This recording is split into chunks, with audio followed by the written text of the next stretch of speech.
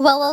Hello mga Bebshi! For today's mini vlog ay bahay serye update na naman tayo ngayon. Dahil sa last video ko, tapos na namin naikabit itong ating vinyl tiles. At ngayon naman ay lalagyan na nga natin ito ng insulation foam ang ating ceiling. Since marami nga naman ang nagko-comment na mainit nga daw itong bahay natin. Kaya naman ngayon mga Bebshi, para naman ay maliwanagan kayo, ay maglalagay tayo dito syempre ng insulation foam. Huwag nyo naman ako madaliin mga Bebshi, hinay-hinay lang muna. Sabi ko nga diba sa mga past video ko na wala pa talaga akong budget. Paunti-unti lang muna nating itatrabaho itong ating bahay pagka meron ng ating budget. Akala ko pa nga ay matatagalan kami sa paglagay nitong insulation foam. Madami nga namang nag-comment na dapat ilagay una itong insulation foam bago itong yero. Alam naman namin yan mga Bebshi, pero dahil nga hindi kami nakabili nitong insulation foam, pwede din naman na ganito na lang ang gagawin natin. Basta importanteng maayos lang din ang pagkalagay. At ang main reason din naman kung bakit tayo maglalagay nitong foam insulation ay para din naman hindi masyadong mainit dito sa loob ng ating bahay. Lalo na ating pagkagabi mga Bebshi, pagka ganitong cladding talaga ay pumapasok yung lamig. Kaya dapat talaga nating lalagyan ito ng foam insulation. Sobrang saya ko kasi malalagyan na nga din ito at hindi ko nga din talaga in-expect. Dahil excited na nga din kami ditong matulog. Magtatambay-tambay dito. Kahit hindi nga din naman ito gaano kakapal na insulation foam mga Bebshi, ay sakto na din naman ito para hindi nga din naman masyadong mainit itong ating loob ng bahay. Yan lang din naman kasi kaya ng budget. Kaya kung gusto niyo naman yung mas makapal pa, mas maganda din naman yun. Medyo may kamahalan din naman yung meter pagka ganitong makapal na insulation foam. Pero itong binili namin mga Bebshi, hindi naman to masyadong makapal at 50 pesos lang ang per meter nito. Sa pagkabit naman nila nitong insulation foam mga Bebshi, ay gumamit nga din sila dito ng alambre para naman ay support dito sa ating insulation foam. At para nga din naman ay malinis itong tingnan. Nakaplano na din talaga kami mga Bebshi na pagka meron na nga din itong insulation foam, ay tsaka na kami maglalagay ng double wall. Paunti-unti ay matatapos din natin itong ating bahay. Kung ano lang din naman yung kaya, yan lang muna sa ngayon. Basta wag lang muna nating madaliin yung mga bagay na para sa atin ay medyo mahirap pa nga din kunin. Basta ang importante ay araw-araw umuusad, araw-araw merong progress. Napaka-thankful at sobrang blessed ko sa narating ko ngayon mga Bebshi. Noon, minamaliit ko pa talaga yung sarili ko na hindi ko kaya itong mga bagay na gusto kong kunin. Mga bagay na sa tingin ko talaga ay imposible. Pero may araw talaga na darating tayo sa point na ma-realize natin na hindi pwedeng dyan lang yung kaya natin. Kahit madami mong pagsubok at hamon sa buhay, hindi pwedeng magstay lang tayo sa comfort zone natin. Dahil kung wala naman talaga tayong gagawin mga Bebshi, wala talaga tayong mapapatunayan sa sarili natin. Just a piece of advice lang mga Bebshi, slow progress is better than no progress. At ngayon, masasabi ko na talaga sa sarili ko na kaya pala namin ni Habi. Basta patuloy lang, ang importante, alam natin yung responsibilidad natin at yung limitation natin. Kung meron man tayong gustong marating sa buhay, walang imposible dyan mga Bebshi. Basta ay magsumikap lang tayo at wag mawala ng pag-asa. Balang araw ay magbubunga din naman lahat ng pagod, lahat ng sacrifice mo. Hindi mo pa nga lang yan ma-realize ngayon, pero everything happens for a reason. At syempre, Panginoon lang ang may hawak ng future natin. Kaya dapat ay bigyan din natin siya ng oras. Pagdasal natin yung mga gusto nating makamit sa buhay natin, yung mga goals natin. At syempre, pasasalamatan natin ang lahat ng blessing na binibigay niya sa atin everyday. Basta mga Bebshi, patuloy lang tayo. Consistent lang at focus tayo sa goal natin. Basta maging masaya tayo sa achievement na naabot natin, maliit man yan o malaki. Hello mga Bebshi! Ayan, natapos nilang ikabit ang ating foam insulation.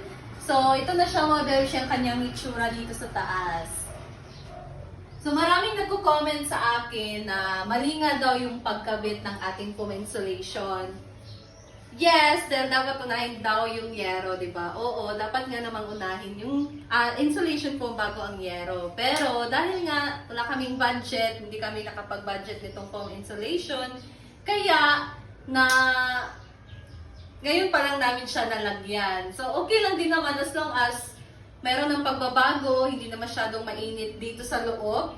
Since nalagyan na natin siya ng foam insulation, so meron talagang diferensya mga Bebshi pagka merong foam insulation kaysa wala.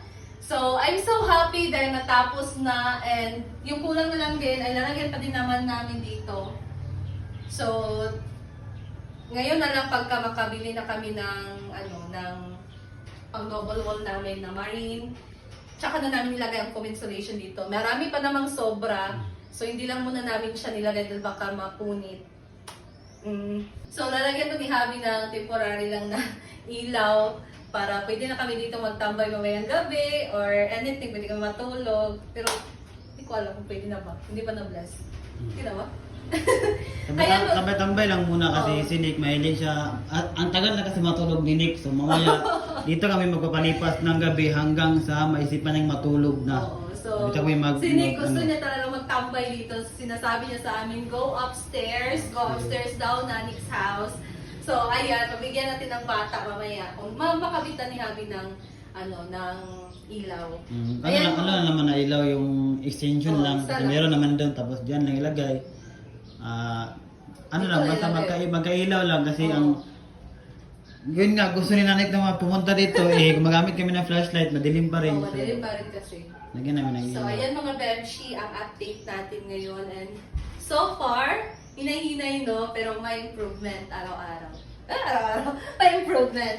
Ayan, and napakasaya ko dahil, yan, tapos na, and pwede na din talaga kami dito matulog. And soon, magplano kami ni Habi na ipa-bless namin to kay Pastor. Okay? Dito lang, di ba? And ayun na, tapos na yung installation form na ano yung mga next natin na gagawin na DIY or pag yung Marami pa kagaya kami. nito na nagkapira kami ng tapos binili namin agad dito. Saka ngayon guys, importante talaga yung pera dahil meron kami pinapagawa na ganito. No? So, Meron ano kami yung na- mga next move mo or next plan na gagawin mo?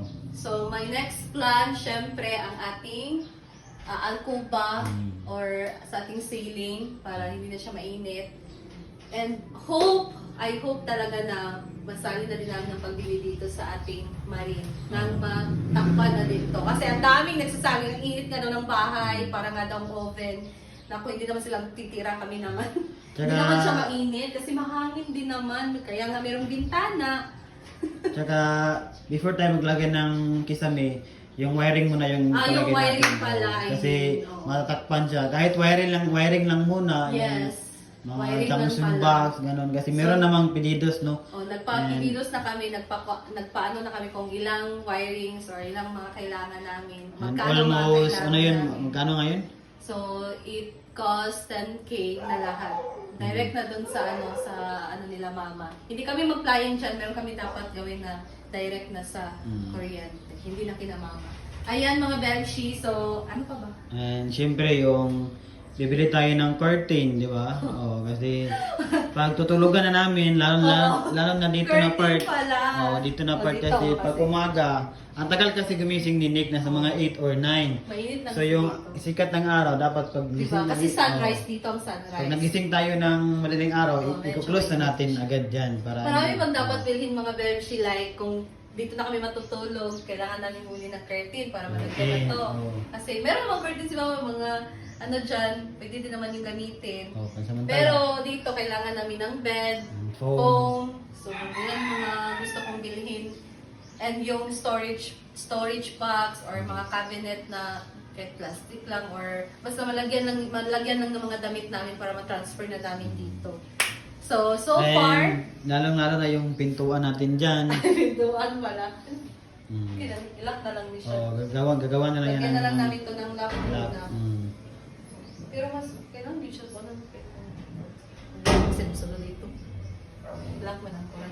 Siguro matutulugan namin to kapag meron na talagang pinto dyan. Yung pinto lang ang kulang tapos Kahit pinto lang. at yung dito natin plano, no? So bibili tayo ng similina dyan na Dito tabla. sa aming terrace, gusto na din namin talaga tong trabahuin.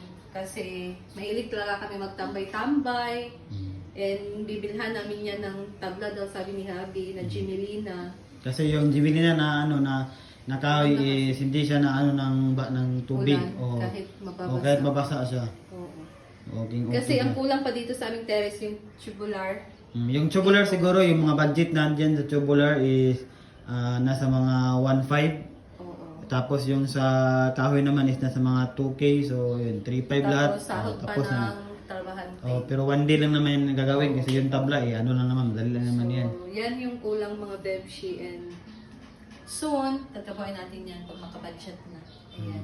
And kung ano naman siya, pag naglakad kami may mga ingay-ingay, ganyan yan. Normal lang yan kasi yung namin, yung side namin is hindi simento. Saka metal to, so may possibility talaga na may mga ingay, gano'n. Lalo na sinig, pag maganon-ganon sinig, di ba? Pero pag nalagyan na siguro ito ng mga walling, pero Medyo na. hindi na siguro. Hindi na masyado. Normal lang naman yan kasi lahat naman ng mga, Hindi naman tayo kahoy. Kahoy nga. oh, Nakikita. lahat naman ng mga nasa, nasa mga pangalawa o second floor is meron ganyan. Unless lang kung semento yung sahig natin, di ba? O yan. Kasi made of metal nga siya, screw, and yung pinolik is board lang. So, yan. Marami magklase ng pinolik. Meron, may crocodile, meron, ito, ano to eh. Kasi may nagsabi na anayin nga daw. Oh. Ang mahal nga nito, mas mahal pa to sa marine, pero anayin. Yun ko ba ba't sinasabi nilang alayin is, yun nga ang ibang mga vlogger nakikita namin IB, pinulik yung nilagay niya. Sa mga building kasi, pinulik Ang yung ganda nga ginagawa ng niya. bahay niya, tapos sa second floor, pinulik lang siya para makatipid, tapos lagyan na ng ganito. Mahal kaya ng pinulik, mas mahal pa siya sa marine, Oo. kung yung makapal talaga. Okay. So, ayan mga Belshi, update ko pa kayo sa mga susunod pa ng mga plano natin dito sa bahay. And keep updated. Thank you. And that's all for today. See you again sa next video. Bye!